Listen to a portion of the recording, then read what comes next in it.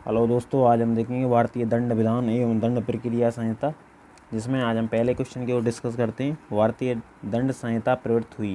तो ये क्वेश्चन को इसके 4 आंसर हैं कि 6 अक्टूबर को 1860 से, 6 दिसंबर 1860 से, 1 जनवरी 1861 से, 1 जनवरी 1862 से। तो अगर हम क्वेश्चन नंबर फर्स्ट की बात करें तो इसमें इसका आंसर दिया गया है बी, बट इसका आंसर 6 दिसंबर 1860 से सही नहीं है। इसका आंसर वो डी, क्योंकि जो भारतीय दंड संहिता 1 जनवरी 1862 से प्रवृत्त हुई थी। अगर हम भारतीय दंड संहिता की बात करें तो भारतीय दंड संहिता ब्रिटिश काल में सन 1862 में लागू हुई थी। इसके बाद समय समय पर उसमें कुछ संशोधन होते रहे। जैसे अगर हम बात करें विशेषकर भारत के स्वतंत्र होने के बाद पाकिस्तान और बांग्लादेश ने भी भारतीय दंड संहिता को भी लागू किया था। इसलिए इसी रूप में यह विधान तत्कालीन अन्य ब्रिटिश उपनिवेशों जैसे Burma, Sri Lanka, Malaysia, Singapore, Brunei आदि में लागू की गई थी। अगर हम क्वेश्चन नंबर दूसरे की बात करें, क्वेश्चन नंबर दूसरा कह रहा है कि भारतीय दंड संहिता 1860 को अधिनियमित किया गया था। तो एक संहिता प्रवृत्त होना, एक अधिनियमित होता।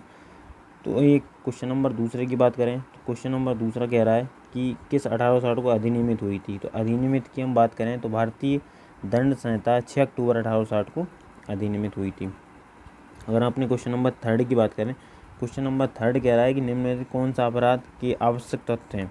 अगर कोई अपराध करता है तो कौन से तत्वों को ऐसा माना जाए कि अगर अपराध हुआ है तो ये वाले तत्व उसके आवश्यक तत्व हैं।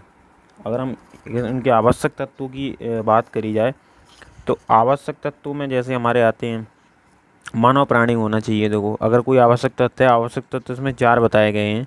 जैसे किसी व्यक्ति द्वारा अपराध का किया जाना, अगर कोई व्यक्ति अपराध करता है तो उसका अपराध के तत्व में शामिल किया जाएगा। ऐसे व्यक्ति में आपराधिक मनस्थिति का होना, अगर कोई ऐसा व्यक्ति है जिसकी मनस्थिति अपराध करने की है, क्या उसको अपराध किया गया है उसके द्वारा। आपराधिक मना स्थिति को अग्रसर करने में किसी कार्य का या लोभ किया जाना, ऐसा कार्य या लोभ के परिणामस्वरूप व्यक्ति अथवा समाज को क्षति। तो हम देख सकते हैं क्वेश्चन नंबर 3 में देख सकते हैं मानव प्राणी भी हो सकता है, उसके द्वारा किया गया दुराशय हो सकता है या आपराधिक कृत्य। तो हम इसके अगर आंसर की बात करें तो क्वेश्चन नंबर थर्ड के आंसर पहला, दूसरा और तीसरा, तो इसका सी आंसर होगा। क्योंकि इसमें हेतु को इसके नहीं कह सकते हैं, क्योंकि जो भी अपराध के तत्व हैं, आवश्यक तत्व हैं, उसमें मानव प्राणी उसके किया गया, उसके द्वारा किया गया दुराशय और आपराधिक कृत्य उसमें शामिल किए जाते हैं। हम क्वेश्चन नंबर 4 की बात करें तो क्वेश्चन नंबर 4 कह रहा है कि गलत उत्तर बताइए कि सामान्य रूप से एक व्यक्ति किसी अपराध में निम्नलिखित रूप से भागीदार हो सकता है। तो इस क्वेश्चन में पूछ रहा है कि अगर कोई व्यक्ति है तो उसमें गलत उत्तर बताने के लिए कह रहा है, लेकिन ऐसा कौन सा व्यक्ति है जिसको अपराध की श्रेणी में हम लोग देख सकते हैं। अगर हम इसके ऑप्शंस की बात करें तो उसमें ऑप्शन में बताया गया है कि जब वह स्वयं अपराध करता है, जब वह अपराध करने में भाग लेता है, जब वह घटना स्थल पर उपस्थित होता है, जब वह किसी अन्य व्यक्ति को अपराधित कार्य करने में अथवा अभिकर्ता है यानी एजेंट के रूप में कार्य करता है। अगर हम इसमें देखा जाए तो इसमें क्वेश्चन कह रहा है पहला, अगर ऑप्शन देखें क्वेश्चन नंबर 4 में, जब वह स्वयं अपराध करता है। अगर कोई भी व्यक्ति है अगर वह स्वयं अपराध करता है तो वह स्वयं अपराध की श्रेणी में भागीदार होगा, या अपराध की श्रेणी में आएगा।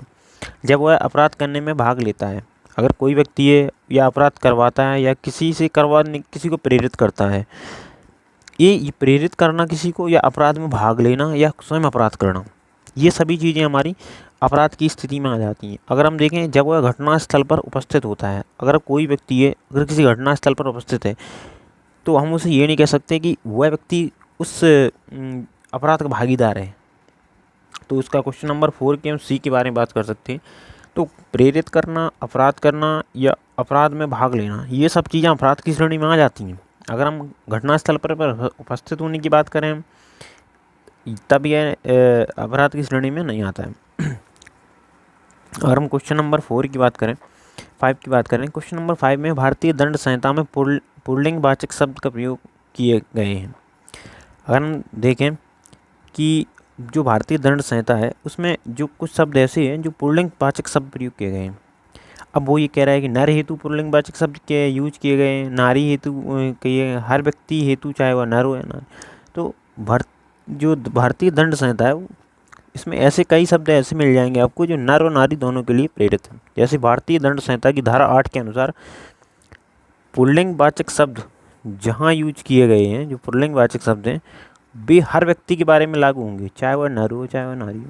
तो इसमें क्वेश्चन का हम आंसर में देख सकते हैं कि कोई भी व्यक्ति है, चाहे वह नर हो या नारी हो, तो वहाँ के जो पुल्लिंगवाचक शब्द हैं ये दोनों में हमारे लागू हो सकते हैं। अगर हम क्वेश्चन नंबर 6 की बात करें, वो कह रहे हैं भारतीय दंड संहिता में शब्द स्त्री द्योतक है। तो अगर हम इसकी बात करें, कोई अगर इसमें स्त्री अगर कहा गया है तो इसमें ऐसा नहीं कि कोई स्त्री विवाहित स्त्री हो या अविवाहित स्त्री हो, वैक्स स्त्री हो या किसी भी आयु की स्त्री हो। जो क्वेश्चन नंबर 6 कह रहा है, क्वेश्चन नंबर 6 कहने का मतलब है कि जो स्त्री है, स्त्री की परिभाषा के बारे में बताएं। तो अगर हम भारतीय दंड संहिता की धारा 10 में देखा जाए तो पुरुष और स्त्री की परिभाषा को उसमें परिभाषित किया गया है, जिसके अनुसार पुरुष शब्द किसी भी आयु के मानव नर का द्योतक है और जो स्त्री है वो किसी भी आयु की मानव नारी का द्योतक है। तो हम देख सकते हैं क्वेश्चन नंबर 6 का आंसर सी होगा, किसी भी आयु की स्त्री। अगर हम क्वेश्चन नंबर 7 की बात करें, क्वेश्चन नंबर 7 कह रहा है कि निम्न वादों में से कौन सा एक वाद भारतीय दंड संहिता की धारा 34 से संबंधित है। अगर हम क्वेश्चन नंबर 7 की बात करें तो क्वेश्चन नंबर भारतीय दंड संहिता की धारा 34 से संबंधित है। वरिंद्र कुमार घोष बनाम किंग एम्परर भारत। इसमें ये पूछा है कि ये कोई एक्ट था या कोई कौन सा एक वाद है। इन्होंने एक प्रकार का एक्ट के बारे में बात करी गई है कि कौन सा केसेस के कई केसेस हैं जिन्होंने हमने आपको पिछली वीडियो में एक बहुत अच्छे से डिस्कस करके बताया था, जिसमें आप देख सकते हैं। तो बारिंद्र कुमार घोष बनाम किंग एम्परर भारतीय दंड संहिता की धारा 34 से संबंध है। इस बाद में अभिव्यक्त पूर्व नियोजित योजना के निष्पादन में सक्रिय भाग लिया जाता है। जब धारा 34 के उपबंध लागू होते हैं तो सक्रिय भाग लेने का अर्थ यह नहीं है कि किसी सभी अभियुक्त अपराध के उसी स्थान पर आपराधिक कार्य को आवश्यक रूप से करें। तो ये क्वेश्चन नंबर हमारा 7 का है कि धारा 34 से संबंधित इसमें बाद के रूप में बताया गया है। क्वेश्चन नंबर 8 की बात करें तो क्वेश्चन नंबर 8 कह रहा है कि निम्नलिखित वादों में से कौन से सामान्य आशय से संबंधित है। अगर हम सामान्य आशय से बात करें नॉर्मल, तो जो सामान्य आशय से हम कहेंगे महबूब शाह बनाम एम्परर, बारिंद्र कुमार घोष बनाम एम्परर, श्रीकांती बनाम बम्बई राज, डीपीपी बनाम बियर्ड का बाद मदत्ता से संबंधित है। तो क्वेश्चन नंबर हम 8 की बात करें तो इसका आंसर बी होगा, पहला, दूसरा और चौथा। जो हमारा डीपीपी बनाम बियर्ड है ये हमारा सामान्य आशय से संबंधित नहीं है, डीपीपी बनाम बियर्ड। तो इन क्वेश्चनों को क्या है हमें एक प्रकार से याद करना पड़ेगा। अगर दोस्तों अगर हम क्वेश्चन नंबर 8 की बात करें तो इस टाइप के क्वेश्चन हैं, हमें अच्छी तरह से इन क्वेश्चनों को याद करके हम इन क्वेश्चनों को समझ सकते हैं।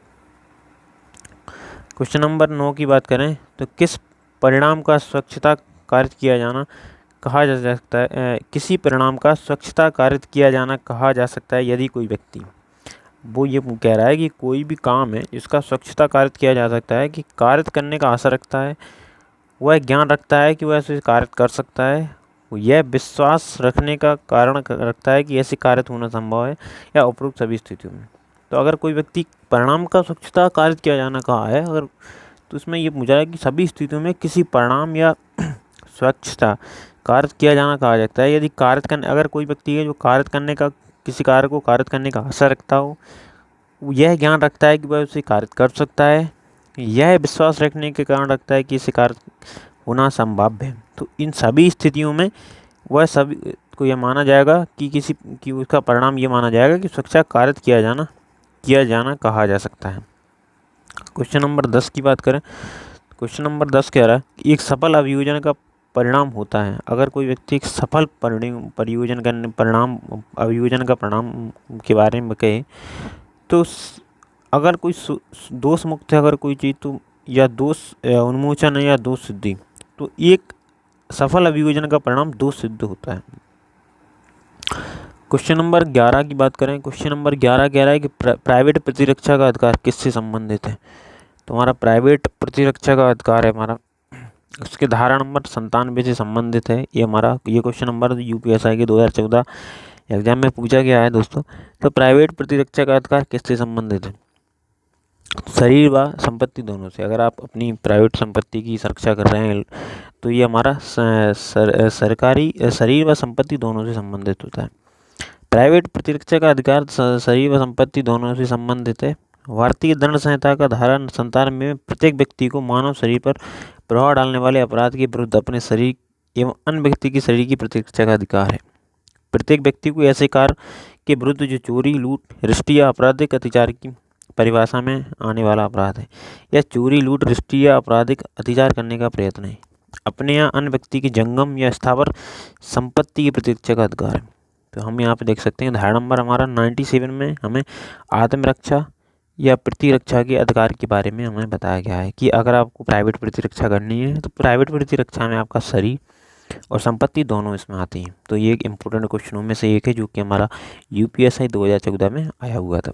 अगर हम क्वेश्चन नंबर 12 की बात करें, क्वेश्चन नंबर 12 कह रहा है कि आत्मरक्षा का अधिकार है अपने शरीर के प्रति आत्मरक्षा से प्रतिरक्षा, दूसरों की शरीर की प्रतिरक्षा, चोरी, लूट आदि अपराध से प्रतिरक्षा, उपरोक्त सभी। तो जैसा कि हमने इसमें आपको बताया हुआ है कि अगर आपको आत्मरक्षा या प्रतिरक्षा की बात करा जाए तो इसमें अगर हम धारा 97 की बात करें तो धारा 97 में सीधा बताया गया है कि आप अपने किसी सामान की सुरक्षा, आप अपने धन और संपत्ति की सुरक्षा, आप अपने शरीर की सुरक्षा और आप दूसरों की प्रतिरक्षा और चोरी, लूट आदि अपराध से प्रतिरक्षा करते हैं। तो ये धारा 97 के अनुसार आत्मरक्षा का अधिकार में बताया गया है।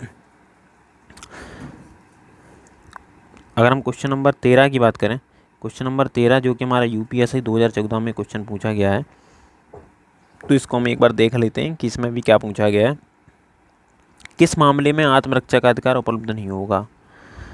अब वो ये कह रहे हैं कि कोई भी व्यक्ति है आत्मरक्षा, तो अगर हम दोस्तों एक बात करिए तो आत्मरक्षा के क्वेश्चन हमेशा ही पूछे गए हैं और ये कि बहुत इंपॉर्टेंट क्वेश्चन हो जाते हैं आत्मरक्षा से संबंधित कि आत्मरक्षा को किस प्रकार से डिफाइन किया गया है, आत्मरक्षा में किन चीज़ों से रिलेटेड है और कौन व्यक्ति अपनी आत्मरक्षा में चीज़ें कर सकता है। किस मामले में आत्मरक्षा का अधिकार उपलब्ध नहीं है? लोक सेवक द्वारा किया गया कार्य, आपराधिक अत्याचार को रोकने में, जंगम संपत्ति की रक्षा में, उपरोक्त सभी में। तो दोस्तों अगर इसकी बात करें तो आप अपना जंगम संपत्ति की रक्षा में आप अपना आत्मरक्षा कर सकते हैं। आपराधिक अत्याचार को रोकने में अगर आपके ऊपर आपराधिक अत्याचार हो रहा है आप उसमें भी अपना अधिकार है कि आपको आत्मरक्षा कर। लेकिन लोक सेवक द्वारा किया गया कार्य, अगर हम इसके बारे में थोड़ा डाउट है हम इस क्वेश्चन का आंसर देखें कि 13 का आंसर क्या है। क्वेश्चन नंबर 13 कह रहा है कि लोक सेवक द्वारा किया गया, अगर मैंने कहा था क्वेश्चन नंबर 13 का यही होगा क्योंकि तो कोई भी व्यक्ति उसे अपना आत्मरक्षा या अपनी संपत्ति का या प्रतिरक्षा का अधिकार है। लेकिन लोक सेवक द्वारा किया गया कार्य आत्मरक्षा का अधिकार के अंतर्गत नहीं आता है। भारतीय दंड संहिता की धारा 99 के अनुसार यदि कोई कार्य जैसे मृत्यु या घोर उपायत की आशंका युक्तियुक्त रूप से कार्यत नहीं होती, सद्भावपूर्ण आपको पदाभास से कार्य करते हुए लोक सेवक द्वारा किया जाता है या किए गए जाने का वर्णन किया जाता है, तो उस कार्य के विरुद्ध प्राइवेट प्रतिरक्षा का कोई अधिकार नहीं है, चाहे वह कार्य विधि अनुसार हो, सर्वथा न्यायोन्मुक्त भी ना भी हो। तो इसमें हम देख सकते हैं क्वेश्चन नंबर में हमें इसमें ध्यान रखना है कि प्रतिरक्षा आप किस संबंधों में या किस स्थिति में आपको प्रतिरक्षा का अधिकार आपको दिया गया है। क्वेश्चन नंबर 14 की बात कर सकते हैं। तो क्वेश्चन नंबर 14 कह रहा है कि महिला की लज्जा भंग करने में संबंधी हमला दंडनीय है। तो हम देख सकते हैं कि आईपीसी की धारा, भारतीय दंड संहिता की धारा 354 के अंतर्गत महिला की लज्जा भंग करने की संबंधी हमला दंडनीय है। भारतीय दंड संहिता की धारा 354 के अनुसार जो कोई भी स्त्री की लज्जा भंग करने से आशय से या संभाव्य जनाते हुए तह द्वारा या उसकी लज्जा भंग करेगा, उस स्त्री पर हमला करेगा या आपराधिक बल का प्रयोग करेगा, वह दोनों में से किसी भ्रांति से कारावास से किसी अवधि 1 वर्ष से कम नहीं किंतु 5 वर्ष तक हो सकेगी, जुर्माना से दंडित किया जाएगा। तो उसमें देख सकते हैं कि भारतीय दंड संहिता में हमला दंडनीय है, भारतीय दंड संहिता में। तो ये तो नॉर्मल क्वेश्चन पूछा गया था, सभी ने लोगों ने ये भी क्वेश्चन कर भी लिया होगा दोस्तों। अगर क्वेश्चन नंबर 15 की बात करें तो क्वेश्चन नंबर 15 हमारा कह रहा है कि दहेज लेना एवं देना किस विषय के अंतर्गत अपराध है। तो ये हमारा दहेज प्रतिशोध अधिनियम है 1961 के अंतर्गत आता है। तो ये हमारा क्वेश्चन आंसर ए हो जाएगा। ये यूपीएससी में 2014 में इतना सिंपल क्वेश्चन आया दोस्तों कि दहेज प्रतिशोध अधिनियम 1961 में ये दहेज लेना एवं देना किस विधि के अंतर्गत अपराध है। क्वेश्चन नंबर 16 की बात करें, ये भी तो हमारा 2014 के एग्जाम में आया है कि राम गुस्से में श्याम को मारने का प्रयत्न करता है। 2 व्यक्ति हैं, राम और श्याम। राम ने श्याम को गुस्से में मारने का प्रयत्न करा है, ठीक है, मारा नहीं उसने, प्रयत्न करा है सिर्फ। श्याम को ऐसी स्थिति में प्राइवेट प्रतिरक्षा का अधिकार भारतीय दंड संहिता की किस धारा में होगा। तो हमने पहले भी ये क्वेश्चन डिस्कस कर चुके हैं कि कोई व्यक्ति अगर अपनी प्राइवेट प्रतिरक्षा करता है, किस स्थिति में वो अपनी प्राइवेट प्रतिरक्षा कर सकता है, किस स्थिति में कौन प्राइवेट प्रतिरक्षा का अधिकारी नहीं होगा।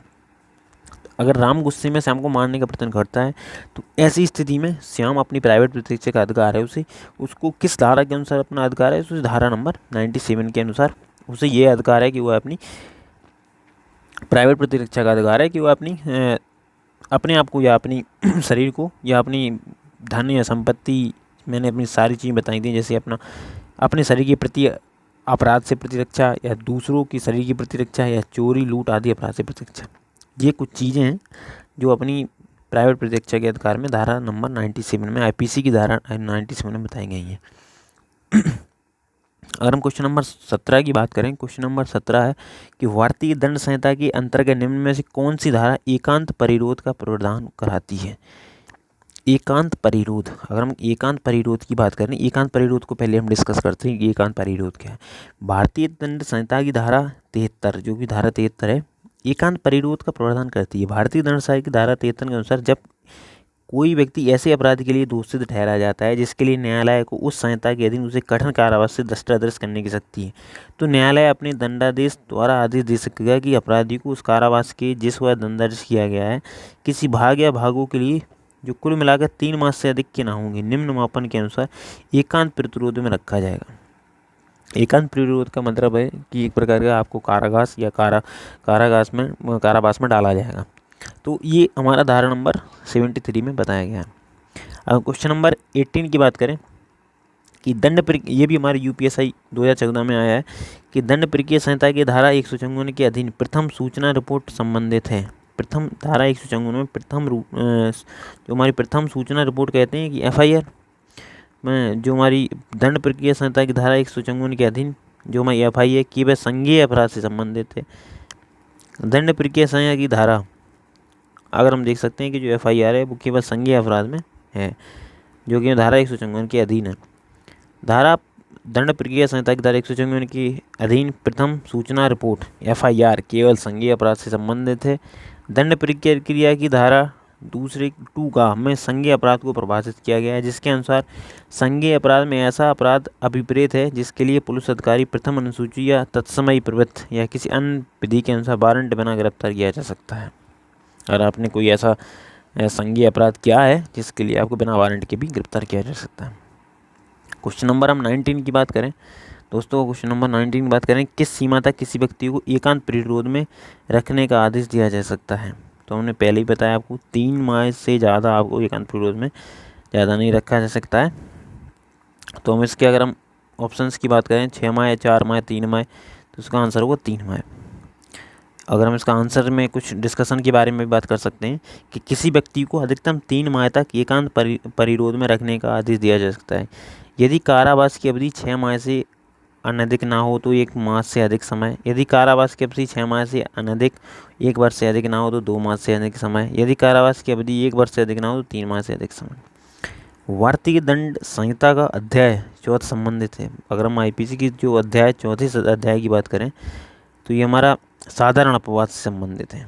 और क्वेश्चन नंबर 20 की बात करें तो हमारा जो भारतीय दंड संहिता का अध्याय जो चौथा है हमारा साधारण अपवाद से संबंधित है। दोस्तों अगर हम इन क्वेश्चनों की बात करें तो आपको पूरी धाराएं आईपीसी की सारी धाराओं को 500 के ऊपर धाराएं आपको एकदम से याद करना होगा। आपको एक ग्रुप बना के जैसे 100 या 50 का ग्रुप बना के सारी धाराओं को एक प्रकार से रटना होगा, तभी आप ऐसे क्वेश्चनों को कर सकते हैं। अगर हम क्वेश्चन नंबर 21 की बात करें तो सूत्र तथागत भूल क्षम्य संबंधित है।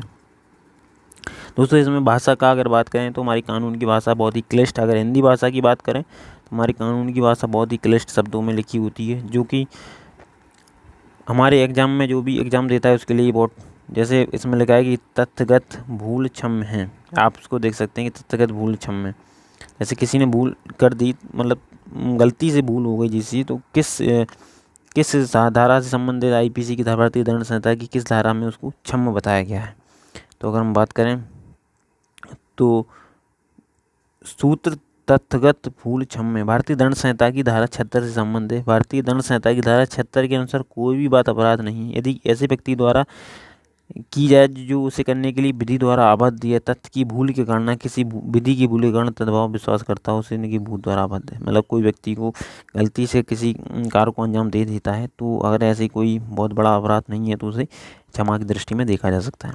क्वेश्चन नंबर हम 22 की बात करें। भारतीय दंड संहिता 1860 में नासमझ गुड़िया को आपराधिक दायित्व को छूट निम्न किस धारा में प्राप्त है। अगर हम वो ये कह रहा है, इसका आंसर क्वेश्चन नंबर 25 की व्याख्या में देखें। जो हम नासमझ गुड़िया के बारे में बात करें तो नासमझ गुड़िया क्या है,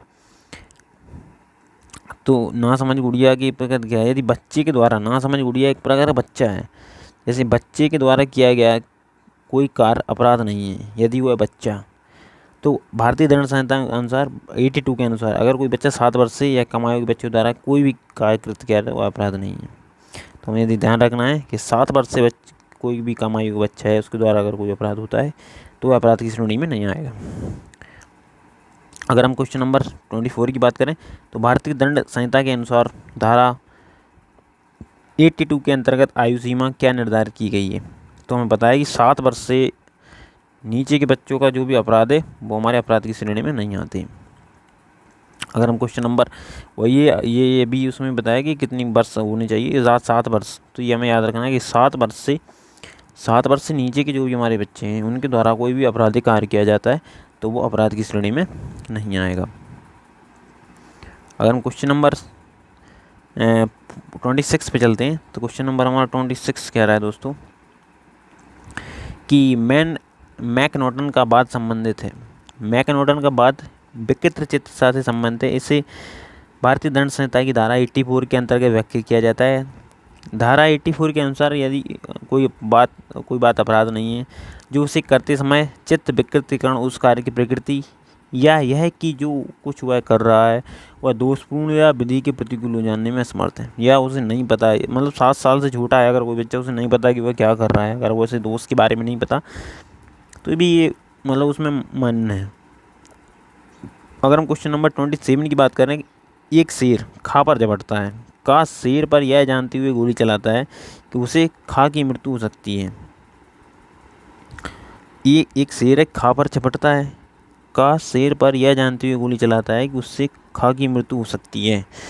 गोली से वस्तुतः खा की मृत्यु हो जाती है। इस प्रकार वो ये कह रहा है कि एक शेर है जो कि खा पर झपटता है, ठीक है, तो का है शेर पर यह जानते हुए गोली चलाता है कि उसने ये गोली चलाई कि अगर ये छेटर पड़ता है उससे खा लेगा, ये उसकी मृत्यु हो जाएगी खा की, इस प्रकार से गोली चलाता है। तो गोली से वस्तुतः खा की मृत्यु हो जाती है। उसने तो यह सोच के गोली चलाई थी कि मैं शेर को गोली मार दूंगा क्योंकि इससे खा की मृत्यु हो सकती है, एक शेर उसे खा लेगा, बट उस गोली से खा की मृत्यु हो जाती। इस प्रकार का किसी अपराध का दोषी नहीं है, हत्या करने का दोषी है, आपराधिक मानववध का दोषी है, गंभीर उपायत करने का दोषी है। अगर उसका इंटेंशन ऐसा था कि शेर उसे खा रहा था लेकिन उसने गोली चलाई जो कि शेर में ना लगकर खाव में लग जाती है, उसकी मृत्यु हो जाती है। तो अगर हम क्वेश्चन 27 की बात करें, एक बहुत ही इंपॉर्टेंट क्वेश्चन है जो कि हमारा 2014 में भी ऐसा इस प्रकार का क्वेश्चन पूछा गया था दोस्तों, आप प्रीवियस ईयर पेपर उठाकर भी देख सकते हैं। तो इसमें क्या होता है कि किसी अपराध का दोषी नहीं, आपको लगेगा कि उसने गोली चलाई है, उसने मृत्यु की, उसने वध किया है व्यक्ति का, लेकिन वह किसी भी अपराध का दोषी नहीं है। इसकी हम व्याख्या में बताएंगे आपको क्यों इस प्रकार नहीं है। धारा आईपीसी की धारा 92 के अनुसार जो किसी व्यक्ति के फायदे के लिए सद्भावना पूर्वक यद्यपि उसकी सम्मति की बिना की गई कि ऐसी अपहानि के कारण जो उस बात से उस व्यक्ति को कारित हो जाए अपराध नहीं है। यदि परिस्थितियाँ ऐसी हों कि उस व्यक्ति के लिए असंभव हो कि अपनी सम्मति प्रकट करे, वह व्यक्ति सम्मति देने के लिए असमर्थ हो और उसका कोई संरक्षक या उसका विधिपूर्ण भार साधा कोई दूसरा व्यक्ति न हो, वो ऐसे समय पर सम्मति अभिप्राप्त करना असंभव हो कि वह बात फायदे की साथ की जा सके, अतः वहाँ पर किसी अपराध का दोषी नहीं। तो हम यहाँ देख सकते हैं उसका इंटेंशन देखा गया है इस पर कि उसका इंटेंशन कैसा था। उसने मारने वाले को, उसने ये नहीं था कि मैं खा को मार रहा हूँ, वो खा को बचाने के लिए कृत्य कर रहा था। तो इस प्रकार की भी क्वेश्चन हमको यूपीएसआई के एग्जाम में देखने को मिलेंगे दोस्तों। क्वेश्चन नंबर 28 की बात करें, क्वेश्चन नंबर 28 कह रहा है कि भारतीय दंड संहिता की धारा 320 में गहरी चोट ग्रीवियस हर्ट में कितने प्रकार के चोटों को सम्मिलित किया गया है। मतलब अगर हम देखें किस धारा में चोट, भारतीय दंड संहिता की धारा 320 में 8 प्रकार की चोटों को सम्मिलित किया गया है। इसमें धारा 8 नहीं, धारा 320 में प्रकार है ये हमारे चोट के प्रकार, 8 प्रकार की चोटों को इसमें धारा 320 में, धारा हमारा 320 में 8 प्रकार की चोटों को बताया गया है। तो इसमें भारतीय दंड संहिता की धारा 320 में 8 प्रकार की चोटों को सम्मिलित किया गया है। भारतीय दंड संहिता की धारा 320 के अनुसार उपहत्या की केवल 8 किस्में घोर कहलाती हैं। ये दोनों में से, या तुम्हारा तो अगर धारा जो हमारी आईपीसी की धारा है ना 320, उसमें ये बताया गया है कि चोट किसे कहेंगे। तो अगर चोट की 8 प्रकार की श्रेणियाँ हैं जिन्हें हम भली भांति देखेंगे, जैसे क्या कैसे पता चलेगा कि आपको चोट लगी हुई है।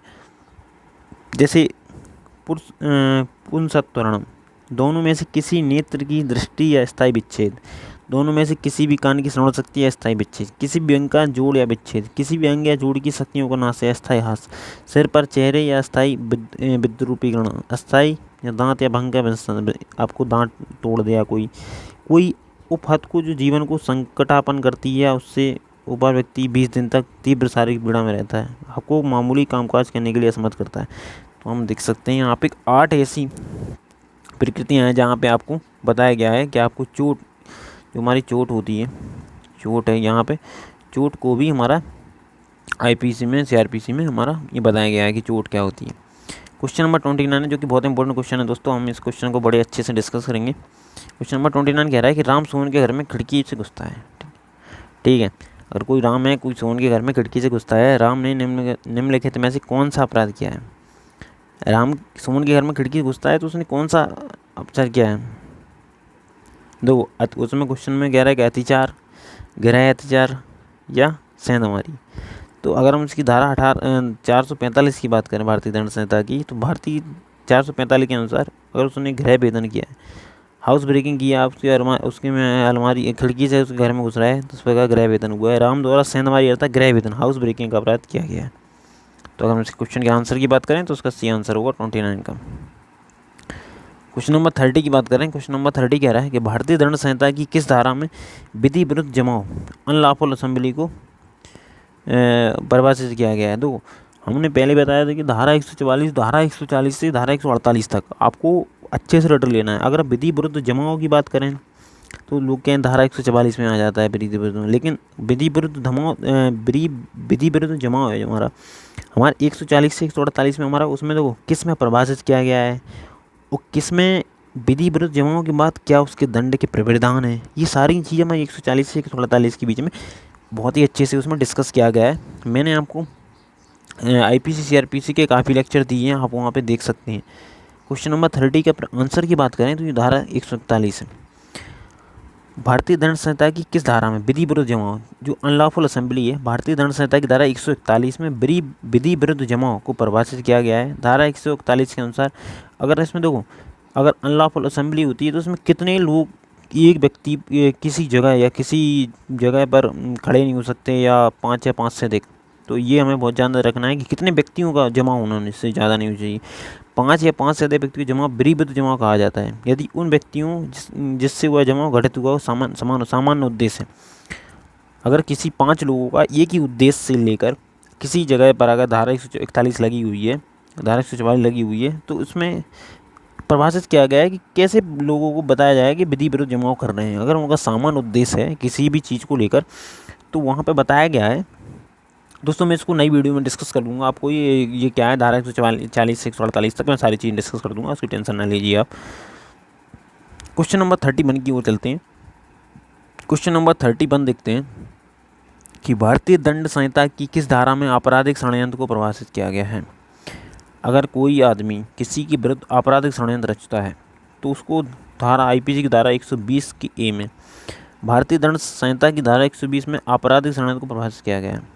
आपराधिक षड्यंत्र क्या है इसके बारे में हम डिस्कस कर लेते हैं। ये आंसर तो क्वेश्चन यूपीएससी 2011 में पूछा गया है, तो इसका आंसर भी हम थोड़ा डिस्कस कर लेते हैं कि आपराधिक षड्यंत्र किसे कहेंगे, आपराधिक षड्यंत्र को किस में परिभाषित किया है।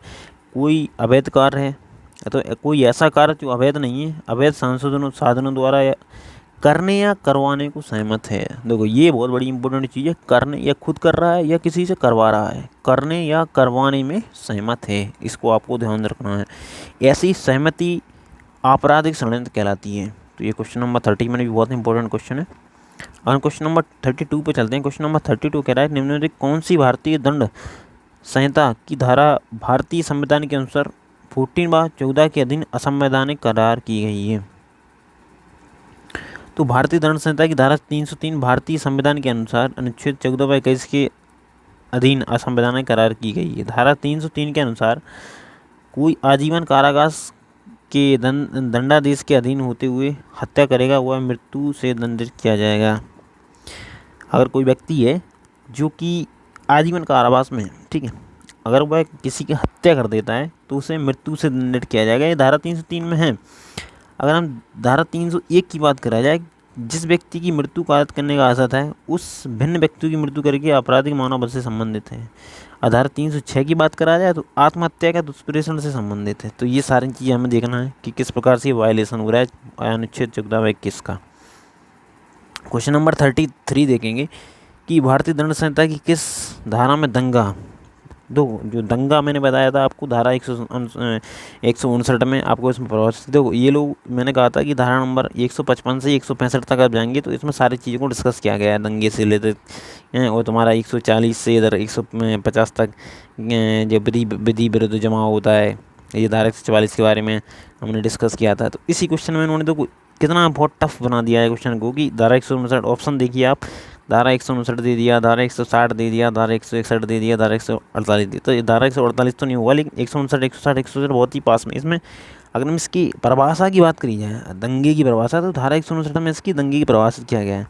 तो भारतीय दंड संहिता की धारा 159 में दंगा परिभाषित किया गया है। धारा 159 के अनुसार जब कि 2 या 2 से अधिक व्यक्ति किसी स्थान पर लड़कर लोक शांति में विघ्न डालते हैं तब यह कहा जाता है कि वे दंगा करते हैं। धारा 160 दंगा करने के लिए दंड से संबंधित है। धारा 161 है जो हमें निरस्त है। धारा 148 से हमारे क्या है, उसमें घातक आयुध से सज्जित होकर बलवा करना। तो मैंने बताया था कि 140 से 148 तक आपको वहाँ पे मिलेंगे किस प्रकार से विधि विरुद्ध जमा हो रहा है, किस प्रकार से हमारे बलवा की इसमें डेफिनेशन दी गई है। इसमें सारी चीज़ें अच्छे से डिस्कस की गई हैं। अगर हम क्वेश्चन नंबर 34 की बात करें दोस्तों, क्वेश्चन नंबर 34 कह रहा है कि छल की सजा का संबंध भारतीय दंड संहिता IPC किस धारा से है। अगर कोई व्यक्ति किसी के साथ छल करता है तो दोस्तों मैंने कि आपको एक लिस्ट दी थी जिसमें धारा 1 से पूरी 512 धाराएं, जिसमें बहुत ही अच्छे से उसके बारे में सारी चीज़ें डिस्कस की गई थी। मैंने आपको बताया था अगर कोई व्यक्ति किसी के साथ छल करता है तो उसमें धारा नंबर भारतीय दंड संहिता की IPC की धारा नंबर 417 छल के लिए दंड से संबंधित है। तो उसमें एक परिभाषित चीज़ अलग है। अगर हम देखें कि किसमें उसको परिभाषित किया गया है, लेकिन उसके लिए छल की सज़ा क्या है। अगर हम धारा की सज़ा की बात करें तो 415 में छल को बताया गया है कि 415 धारा 415 की बात करेंगे छल है क्या, छल को परिभाषित क्या करेंगे। अगर 416 की बात करें तो उसके प्रतिरूपण बताया गया है। अगर हम 417 की बात करें तो छल की सज़ा के बारे में बात करी गई है। तो क्वेश्चन नंबर 34 हम देख सकते हैं किस प्रकार से हमारे लिए इंपॉर्टेंट है, UPSI की 2011 में आया भी हुआ है। इसलिए मैं कहता हूँ कि आप इसको अच्छे से रट लीजिए, क्योंकि देखो ऑप्शन भी आएंगे तो आपको बहुत ज़्यादा टफ महसूस होगा। क्योंकि अगर आपको हल्का सा भी थोड़ा सा भी ध्यान है कि 400 के आसपास, 417 या 415 के आसपास ऐसा बताया गया है तो छल के बारे में है। बट अगर आपको एकदम कंसाइज वे में नहीं पता कि धारा 417 में और 414 और 415 और 416 में क्या डिफरेंस है, आप ऑप्शन से आंसर को नहीं लगा पाएंगे। इसलिए आपको ये बहुत अच्छे से ध्यान रखना है कि 417 में किस प्रकार से हमारा डिस्कस किया गया है। अगर हम क्वेश्चन नंबर 35 की बात करें, क्वेश्चन नंबर 35 कह रहा है हमारा कि निम्न में से कौन सा अपराध है जिसकी तैयारी IPC में दंडनीय है। अगर क्वेश्चन नंबर कि भारतीय दंड संहिता 1860 की धारा 121 के अनुसार जो कोई भी भारत सरकार के विरुद्ध युद्ध करेगा या ऐसा युद्ध करने का प्रयत्न करेगा या उसका दुष्कर्म करेगा वह व्यक्ति मृत्यु या आजीवन कारावास या जुर्माने दंडनीय होगा। क्वेश्चन नंबर सी देखेंगे, भारतीय सरकार के विरुद्ध युद्ध करना। अगर हम क्वेश्चन नंबर 36 की बात करें तो आज दोस्तों इस वीडियो में हम लोग क्वेश्चन नंबर 40 तक डिस्कस कर लेते हैं। क्वेश्चन नंबर 2 इसमें हमारे पास कम से कम 200 क्वेश्चन है जो कि हमारे प्रीवियस ईयर और जो कि भारतीय दंड संहिता से कुछ इंपॉर्टेंट क्वेश्चन है जो कि आने की ज़्यादा प्रोबेबिलिटी रखते हैं। ऐसे क्वेश्चनों को दोस्तों हम एक अगली वीडियो में और भी डिस्कस कर लेंगे, और एक वीडियो में ऐसी बनाऊँगा जिसमें हमारे सारे धाराओं को IPC की सारी धाराओं को हम डिस्कस कर लेंगे। तो इसमें हम इस वीडियो में हम क्वेश्चन नंबर 40 तक डिस्कस कर लेंगे भी, क्योंकि वीडियो भी दोस्तों बड़ी हो जाएगी। क्वेश्चन नंबर 36 की बात हम करें क्वेश्चन नंबर 36 कह रहा है कि आत्महत्या करने के दुष्परिणाम की सजा का प्रावधान भारतीय दंड संहिता की किस धारा में किया गया है। दोस्तों मैंने इसमें पहले बताया था कि धारा 307, जो धारा 306 है, 307 है, 308 है, 309 है, मैंने वैसे बताया गया था कि दो आत्महत्या की परिभाषा से संबंधित है, मैं एक उसमें दंड से या उसमें एक प्रयत्न है या मानववध या कोई मानववध करके आत्महत्या कर रहा है, तो ये सारी चीज़ें मैंने उसमें आपको डिस्कस करी थी। तो भारतीय दंड संहिता की धारा 306 आत्महत्या करने के लिए दुष्परिणाम, 307 में बताया गया हत्या करने का 307 लग जाती है किसी पर धारा, तो ये तो बहुत ही प्रचलित है धारा 307। धारा 144 हुई, धारा 307 हुई, या जो हमारा किसी स्त्री की लज्जा भंग करने की इसमें हुई, तो कुछ हमारी ऐसी हैं जो हमें एकदम याद रखना चाहिए। जैसे धारा 307 है हत्या करने का प्रयत्न है, ये धारा 308 है आपराधिक मानव वध करने का प्रयत्न है, धारा 309 है आत्महत्या करने के प्रयत्न से संबंधित है। तो इसमें ये बहुत ज़्यादा ध्यान रखना है। क्वेश्चन नंबर 36 बहुत ही वेरी इंपॉर्टेंट क्वेश्चन, 2011 में पूछा भी गया है दोस्तों, तो इस प्रकार क्वेश्चन हमें बहुत अच्छे से ध्यान रखना है। क्वेश्चन नंबर 37 की बात करें, क्वेश्चन नंबर 37 कह रहा है भारतीय दंड संहिता में प्रतिरक्षा के अधिकार पर निबंधन वर्णित है। तो क्वेश्चन नंबर अगर हम इसमें बात करें तो क्वेश्चन नंबर हमारा 37 क्वेश्चन नंबर सी, भारतीय दंड संहिता की धारा 99 प्रतिरक्षा के अधिकार का निवर्तन वर्णित है। तो हमने दोस्तों बताया था धारा नंबर 97 में अगर आप आत्मरक्षा कर रहे हैं, तो मैंने धारा नंबर 97 में आपको बताया था कि किस प्रकार से आत्मरक्षा की इसमें परिभाषा दी गई है, आप किस किस चीज़ों में अपने आत्मरक्षा का परिभाषित कर सकते हैं। लेकिन अगर धारा नंबर 96 की बात करें तो प्राइवेट प्रतिरक्षा की बातें बताई गई हैं। धारा 98 में ऐसे व्यक्ति के कार्य के विरुद्ध प्राइवेट प्रतिरक्षा का अधिकार जो विकृत चित्र आदि से संबंधित है। और धारा 106 में घातक हमले के विरुद्ध प्राइवेट प्रतिरक्षा का अधिकार जबकि निर्दोष व्यक्ति को अपहानि होने की जोखिम से संबंधित है। मैंने सारे दोस्तों आत्मरक्षा तो वो 3-4 चीज़ें अगर आप देख लेंगे ना IPC CRPC में, आपको ज़्यादा चीज़ें बहुत तो हो। इधर आपको देख सकता है कि कोई व्यक्ति प्रतिरक्षा आत्मरक्षा, ये तो स्त्रियों से संबंधित जितने भी अपराध होते हैं हमारे दहेज प्रथा से लेकर हुए, और कुछ ये भलवा, और ये IPC CRPC में देखें कि विधि विरुद्ध जमाओं को लेकर किस देश में आप किस IPC की धारा में आपको ऐसा है कि आप किसी देश पे अपने ही देश पे आक्रमण करने का सोच रहे हैं। तो ये कुछ ही चीज़ें हैं जो कि बहुत ज़्यादा इंपॉर्टेंट थी, वही हर एग्जाम में रिपीट होती हैं दोस्तों। तो आपको बहुत ज़्यादा इसमें बहुत ज़्यादा डीपली दिमाग नहीं लगाना है कि यार दोस्तों बहुत ज़्यादा टफ नहीं है, आप 2 बार उसको देखेंगे। आप पहली बार मेरी वीडियो को आप फॉलो करेंगे दोस्तों, कोई आपको टेंशन होगी, मैं आपको 3 या 4 वीडियो में आपको ऐसे रटवा दूंगा, आप पूरा बोलेंगे। क्वेश्चन नंबर 38 में बात करी है, तो निम्न में कौन में से एक अपराध के लिए संपत्ति की प्राइवेट प्रतिरक्षा के अंतर्गत विस्तार शिक्षा से मृत्यु करने तक है। दोस्तों मैंने वही कहा था, प्राइवेट प्रतिरक्षा फिर से आ गई। देखो अगर आप देखें तो कुछ 4 या 5 चीज़ें हैं जिसमें आपको पूरी IPC CRPC के क्वेश्चन उसमें ही इंक्लूड हो जाते हैं। तो निम्नलिखित में से कौन, अगर क्वेश्चन नंबर 38 की बात करें, निम्नलिखित में से कौन सी एक अपराध के लिए संपत्ति की प्राइवेट प्रतिरक्षा के अधिकार का विस्तार शिक्षा से मृत्यु कारक करने तक का है। इसमें मृत्यु करने का भी आपको हक है। तो संपत्ति की प्राइवेट प्रतिरक्षा के अनुसार एक विस्तार शिक्षा से मृत्यु कारक करने तक है। इसका प्रावधान भारतीय दंड संहिता की धारा 103 में, धारा 103 के अनुसार संपत्ति की प्राइवेट प्रतिरक्षा अधिकार का विस्तार धारा 99 की सीमाओं के अधीन है। धारा 103 निम्नलिखित अपराधों के विरुद्ध संपत्ति प्रतिरक्षा के संबंध में दोषकर्ता को स्वैच्छिक मृत्यु या अन्य अपहानि करने की अनुमति देती है। जैसे रात्रों गृह भेदन, जैसे रात में कोई आपके घर में भेदन घुसता है या लूट करता है कोई, तो आपको वहाँ पे उसकी जान से मारने तक का हक है। तो ये क्वेश्चन नंबर 38 की सी में आपको देख सकते हैं। क्वेश्चन नंबर 38 का हमारा आंसर सी होगा। ये बहुत ही इंपॉर्टेंट क्वेश्चन है दोस्तों, आप इसको एकदम रट लें। ये मुझे लगता है कि जो हमारा SI 2020 है, SI 2020 में इस टाइप के क्वेश्चन आपको देखने को मिलेंगे। क्वेश्चन नंबर हम देखेंगे दोस्तों 39, क्योंकि आज 40 तक ही डिस्कस करेंगे। क्वेश्चन नंबर 39 देखेंगे, भारतीय दंड संहिता किस धारा के अंतर्गत षड्यंत्र द्वारा दुष्प्रेरण का प्रावधान है। तो मैंने बताया था धारा नंबर हमारा 107 है, जिसमें आप कोई व्यक्ति आपके द्वारा किसी को उकसा रहा है या कोई आपके विरुद्ध षड्यंत्र रच रहा है या सहायता द्वारा दुष्प्रेरण, किसी को सहायता करके आपके विरुद्ध में षड्यंत्र या दुष्प्रेरण कर रहा है, तो ये धारा नंबर 107 की आपको मिल जाएगा। क्वेश्चन नंबर 40 देख सकते हैं, निम्नलिखित में से कौन सी दुष्प्रेरण का प्रकार नहीं है। दोस्तों क्वेश्चन नंबर 40 में देखें, क्वेश्चन नंबर 40 कह रहा है निम्न में से कौन दुष्प्रेरण का प्रकार नहीं है। तो क्वेश्चन नंबर 40 में अगर भारतीय दंड संहिता दुष्प्रेरण या कोई आपके खिलाफ षड्यंत्र रच रहा है तो उस षड्यंत्र में देखा जाएगा कि आपको किसकी धारा 107 के बारे में मैंने बताया था कि अगर कोई व्यक्ति किसी को उकसाता है या किसी को सहायता करता है आपको उसके षड्यंत्र में, या किसी खुद में उसी षड्यंत्र में भाग लेता है, तो इस प्रकार अवैध लोप द्वारा दुष्प्रेरण का अपराध नहीं है। अगर कोई अवैध लोप होता है तो इसमें आप किसी को उकसाना, षड्यंत्र रचना या सहायता करना, ये हमारे दुष्प्रेरण में आती हैं। बट अवैध लोप ये हमारा दुष्प्रेरण में धारा 107 में डिफाइंड नहीं किया गया है। दोस्तों आज के लिए इतना ही। आज हमने 40 क्वेश्चन डिस्कस कर लिए हैं और हमारे पास काफ़ी क्वेश्चन है जिसको हम आने वाले वीडियोस में भी डिस्कस करेंगे। दोस्तों अगर आपको मेरी वीडियो अच्छी लगती है तो हमारे चैनल को लाइक और सब्सक्राइब कर सकते हैं। थैंक यू सो मच दोस्तों।